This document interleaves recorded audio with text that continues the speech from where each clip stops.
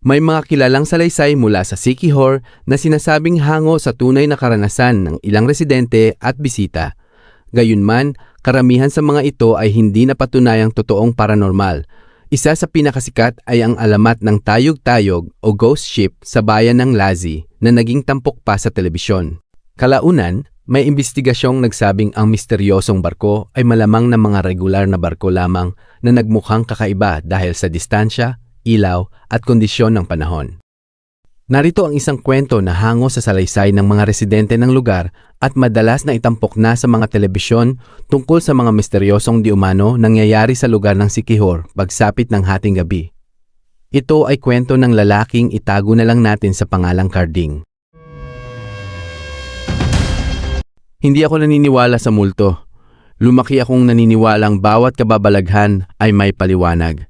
Kaya nang anyayahan ako ng kaibigan kong si Danny na samahan siyang gumawa ng dokumentaryo tungkol sa Siquijor, hindi ako nagdalawang isip. Kung gusto mong malaman ang totoo, huwag kang makinig sa sabi-sabi. Sabi niya habang nasa pantalan kami ng Dumaguete. Tumango lang ako. Isa akong videographer.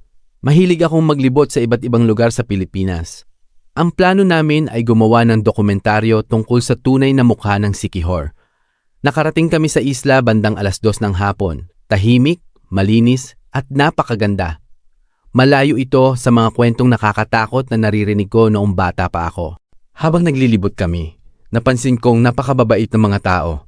Ngunit kapag tinatanong namin sila tungkol sa mga kababalaghan, bigla silang tumatahimik. May isang matandang babae na nagtitinda ng buko ang tumingin sa akin. Huwag kayong lalabas kapag sumapit ang 12:00 ng gabi. Napangiti ako. Bakit po? Hindi siya sumagot. Bagkus ay gumawa lamang siya ng tanda ng krus. Pagkatapos ay tumalikod, hindi ko yun pinansin habang papalubog ang araw. Nakilala namin ang isang matandang mangingisda na si Mang Isko. Siya ang unang taong pumayag magkwento. Narinig niyo na ba ang tayog-tayog? Napailing kami, barkong walang sakay. Napatawa si Danny. Ghost ship? Hindi ngumiti ang matanda. Hindi siya multo. Mas masama pa. Natahimik kaming dalawa. Ayon kay Mang Isko, maraming mangingisdang nawawala sa dagat kapag may lumilitaw na barkong walang ilaw. Hindi raw ito gumagawa ng ingay, hindi rin ito gumagalaw na parang ordinaryong barko. Mistulang lumulutang lamang. Kapag nakita mo raw iyon, huwag mo raw susundan. Dahil hindi ka na makakabalik. Napangiti ako. May video ba kayo? Umiling siya. Walang kamera ang gustong kumuha sa kanya. Muli akong natawa. Masyado ng maraming kwentong ganito sa iba't ibang lugar. Ngunit pagsapit ng gabi, nagbago ang lahat. Habang nasa inuupahan naming maliit na bahay malapit sa dagat, nag-aayos kami ng gamit biglang namatay ang kuryente. Kasabay noon, may narinig kaming tunog ng malaking busina ng barko. Napatingin kami sa bintana. Madilim ang dagat, ngunit sa napakalayo, may isang malaking barkong tila nakatigil, walang ilaw, walang tao at hindi gumagalaw. Videohan natin! Sabi ni Danny. Kinuha namin ang drone, ngunit nang paandarin ko ito, biglang namatay ang screen. Kasabay noon, may narinig kaming mahinang boses mula sa labas. Tulong! Boses ng babae. Napatingin kami sa isa't isa. Bandang hating gabi na, walang tao sa dalampasigan. Ngunit malinaw naming narinig ang paghingi ng saklolo ng babae. Muling umihip ang malamig na hangin. At sa unang pagkakataon, nakaramdam ako ng takot. Hindi dahil may nakita ako, kundi dahil unti-unting gumagalaw papalapit sa pampang ang barkong kanina'y napakalayo. At wala pa rin kahit isang ilaw. Magdamag akong hindi nakatulog. Paulit-ulit kong iniisip ang barkong nakita namin ni Danny. Nang magbukang liwayway, agad namin pinuntahan ang dalampasigan. Tahimik ang paligid. Wala na ang barko, tanging maliliit na alon ang sumasalubong sa pampang. Siguro barko lang talaga yon, sabi ko kay Danny. Pero hindi siya sumagot. Nakatingin lamang siya sa kamera. Anong meron? Iniabot niya sa akin ang kamera. Pinanood ko ang huling video na kuha namin bago mawalan ng kuryente. Una, malinaw ang dagat. Unti-unting lumitaw ang madilim na barko sa malayo.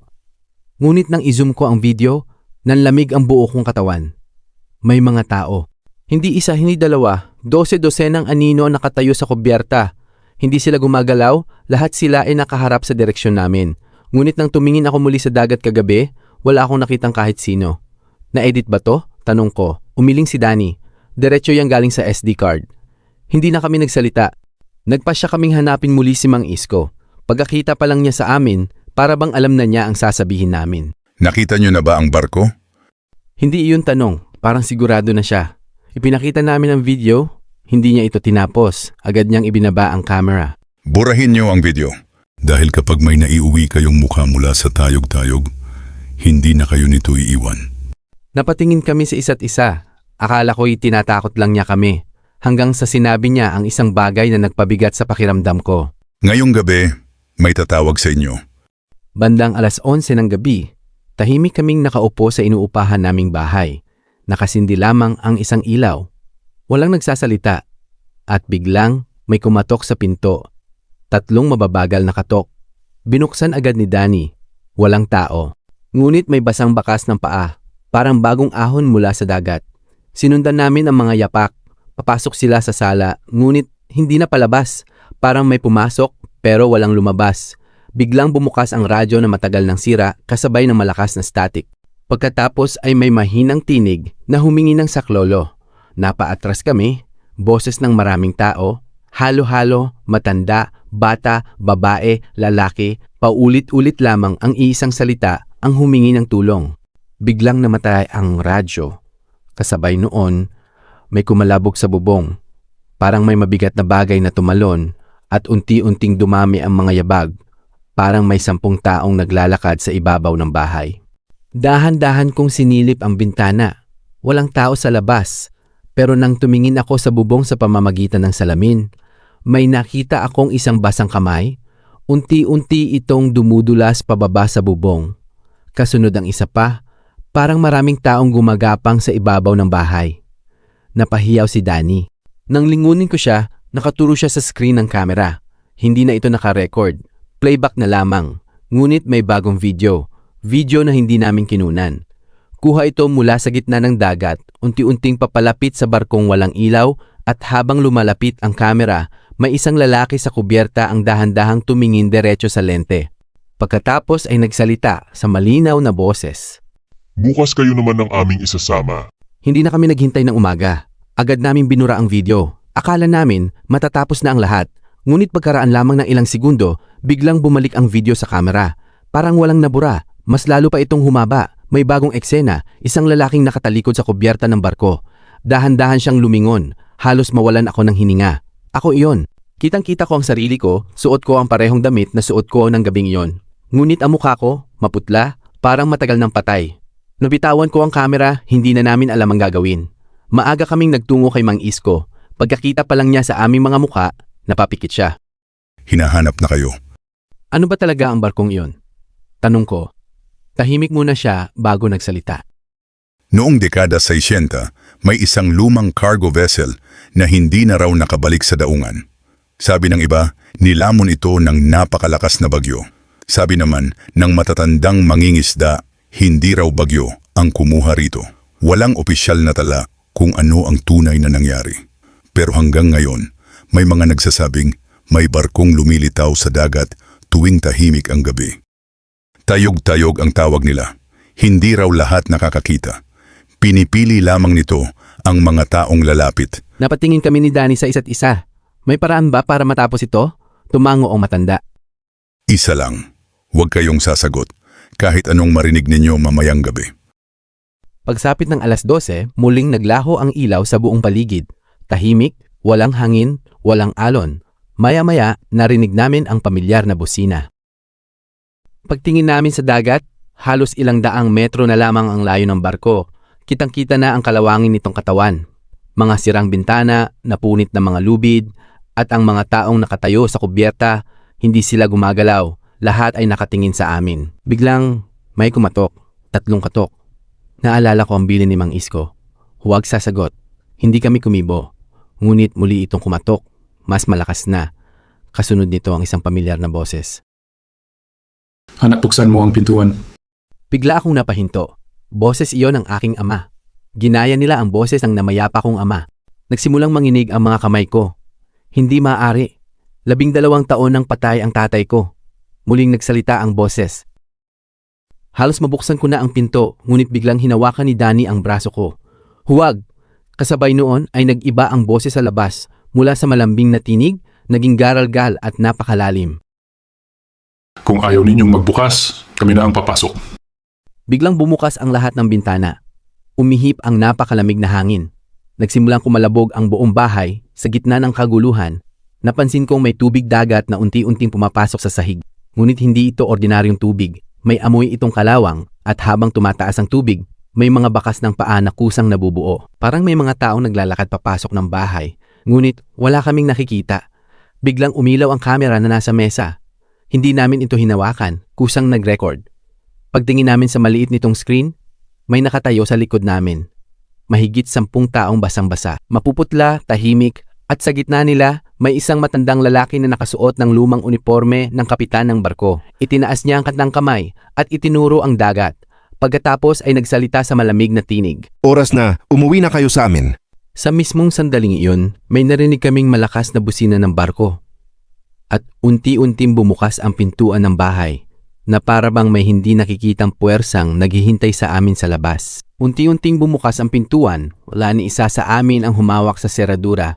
Kasabay ng malamig na hanging may amoy alat ng dagat, narinig namin muli ang malalim na busina ng barko. Parang mas malapit na ito kaysa dati. Nang sumilip kami sa labas, hindi na kami makapaniwala. Ang dagat, na ilang daang metro ang layo mula sa inuupahan naming bahay, ay tila nasa mismong harapan na namin at doon nakadaong ang napakalaking barkong walang ilaw. Tahimik, walang alon, walang hangin, para bang tumigil ang oras. Maya-maya may isang makitid na tulay na yari sa lumang kahoy ang unti-unting bumaba mula sa barko hanggang sa dulo ng aming bakuran. Parang may nag-aanyaya o kaya may naghihintay. Biglang may narinig kaming yabag. Isang matandang lalaking nakasuot ng lumang uniforme ng kapitan ang dahan-dahang naglakad pababa sa tulay. Siya rin ang nakita namin sa kamera. Huminto siya sa tapat namin, ngunit hindi siya nagsalita. Itinaas lamang niya ang isang lumang kwintas na may maliit na krus. Napansin ko agad ang nakaukit na pangalan. Mateo Santos, 1964. Biglang may mga larawan na pumasok sa isip ko. Isang napakalakas na bagyo, mga alon na halos kasinlaki ng bahay, mga taong nagsisigawan, mga marinong pilit inililigtas ang isa't isa, at isang barkong unti-unting nilalamon ng dagat. Napaluhod ako. Hindi ko alam kung bakit ko nakikita ang lahat ng iyon. Parang may gustong ipaalam sa akin. Biglang nagsalita ang matandang kapitan sa unang pagkakataon. Malinaw naming narinig ang kanyang tinig. Hindi kami halimaw. Hindi rin kami naghahanap ng bagong biktima. Matagal na kaming naghihintay na may makaalam ng aming sinapit. Tumulo ang luha ng matanda. Isa-isang lumapit ang mga taong nasa likod niya. Hindi na sila nakakatakot.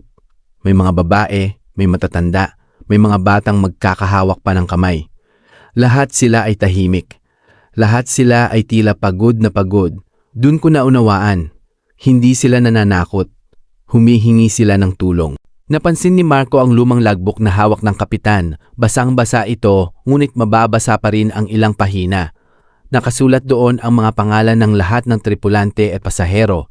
Sa huling pahina ay may isang pangungusap. Kung may makatagpo nito, ipaalam ninyo sa aming mga pamilya na ginawa namin ang lahat para mabuhay. Napahigpit ang hawak ko sa logbook. Pag-angat ko ng tingin, unti-unti nang naglalaho ang kapitan, kasabay niyang naglalaho ang lahat ng nasa barko. Isa-isang naging liwanag ang kanilang mga anyo hanggang sa tuluyan silang mawala kasabay ng pagsikat ng unang sinag ng araw. Sa isang iglap, nawala ang barko. Nawala ang dagat sa harapan ng bahay. Bumalik ang lahat sa dati makalipas ang ilang buwan. Naipasa namin sa isang lokal na museo at sa mga awtoridad ang lumang logbook na natagpuan namin. Wala silang nakumpirmang kaugnayan nito sa isang partikular na barkong nawala, ngunit sinabi nilang mahalagang maingat itong pag-aralan bilang isang bagay na may posibleng kaugnayan sa kasaysayan. Hindi na rin namin inilabas ang dokumentaryong ginawa namin. May ilang bagay na mas nararapat na alalahanin ng may paggalang kaysa gawing libangan. Hanggang ngayon, nasa akin pa rin ang huling litrato na kuha namin sa dalampasigan. Kapag tinitingnan ko ito sa umaga, wala akong nakikitang kakaiba. Ngunit tuwing sasapit ang 12:00 ng hating gabi, may lumilitaw na isang madilim na anino ng barko sa pinakadulong bahagi ng larawan at sa pinakahuling pagkakataon na sinubukan kong burahin ang litrato, May lumabas na mensahe sa screen ng kamera. Maraming salamat, ngunit hindi pa tapos ang aming paglalayag.